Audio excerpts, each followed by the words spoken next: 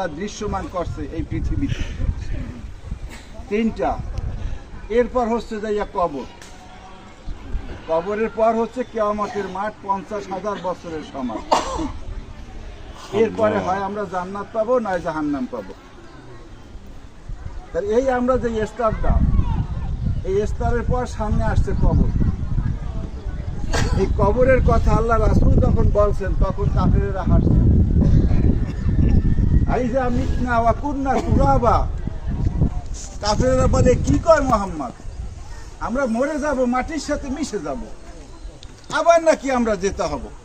কয় কি মুহাম্মদ, মাথা খারাপ।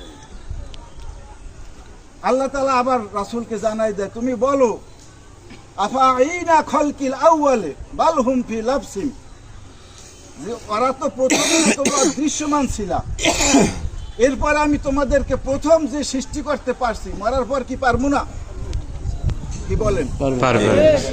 আল্লাহ তাআলা বলেন ওদেরকে বলো মুহাম্মদ জানাই দাও যে তোরা নিরাকার ছিলি, অদৃশ্যমান ছিলি, তোদেরকে দৃশ্যমান করেছি, হাত পাও নাক কান কলা বডি দিয়েছি, তোরা পৃথিবীতে বিচরণ করছো, মরে যাবি, আবার তোদের দেহ খেয়ে ফেলবে মাটিতে।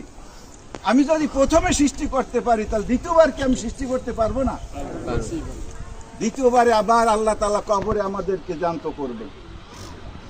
কবরে জ্যান্ত করার পর কবরে আমরা থাকবো কেমনে? সংক্ষিপ্ত কথা, কবরে যদি আমরা গুনাহগার হয়ে যাই তাহলে হাদিসে আসছে 6টা শাস্তি।